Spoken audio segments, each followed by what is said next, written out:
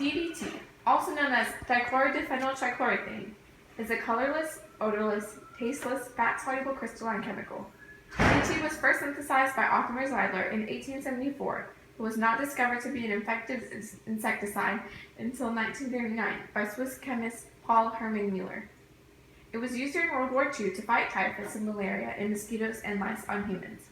After the war, it was introduced as an agricultural insecticide and was widely used.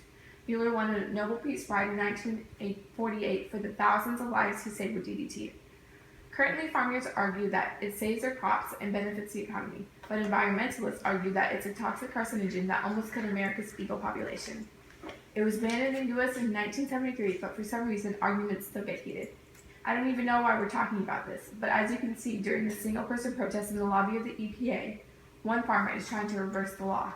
Let's have a look. Bring back DDT. We need to bring back DDT. But DDT is detrimental to the environment. It kills marine life and alters enzymes in birds. It depletes the calcium in eggshells so they crack.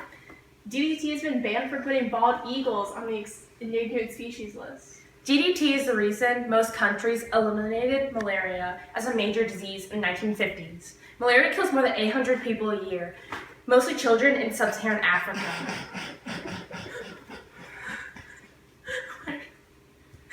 Why are you laughing? What is this?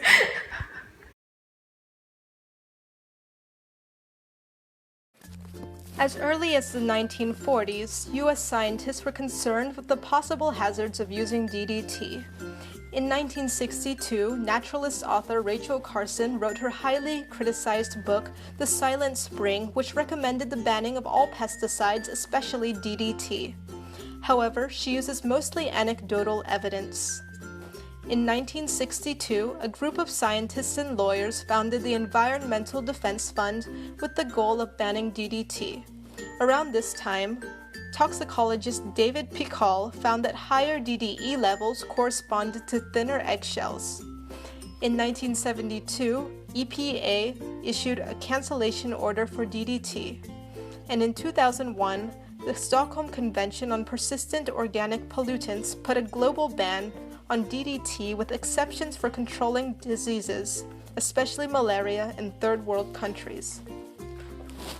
In addition to being suspected for thinning eggshells and for killing birds like the bald eagle and the peregrine falcon, DDT is also suspected for adverse effects on humans, such as lower semen quality, miscarriages, and thyroid problems. Some studies show it has the possibility of being a carcinogen. However, most of the results of these studies are inconsistent. DDT is also a fairly common tool for malaria prevention. It has been called both kryptonite to mosquitoes and toxic colonialism. Initially, DDT was successful in preventing malaria. In Sri Lanka, after the spraying of DDT, the number of malaria cases shrunk from 1 million to 18. However, mosquitoes have developed a resistance to DDT, noticed as early as 1956. It has largely been replaced by malathion or benzocarb. Using DDT to prevent malaria is ineffective in many parts of India, where agricultural uses have been banned in many areas since 1989. There are many opinions surrounding the use of DDT. Some scientists say we should reduce the use of DDT in malaria-plagued Africa and Asia because people are exposed in their homes to high levels that may cause serious health effects. Other researchers like Henry I. Miller say that activists against DDT, like Rachel Carson, encourage technophobia, alarmism, and the failure to consider costs and benefits of alternatives.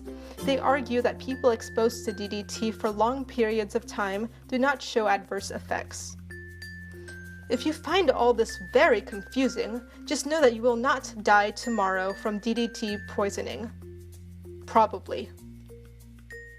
Also, the Center for Disease Control asserts that the effects of DDT on human health at small doses are unknown, and at high doses cause vomiting, tremors, or shakiness. Experiments on lab animals show that DDT may cause effects on the liver and reproduction. But only a small portion of the human population has measurable DDT levels. So, should we use DDT? Well, the short answer is we need more research.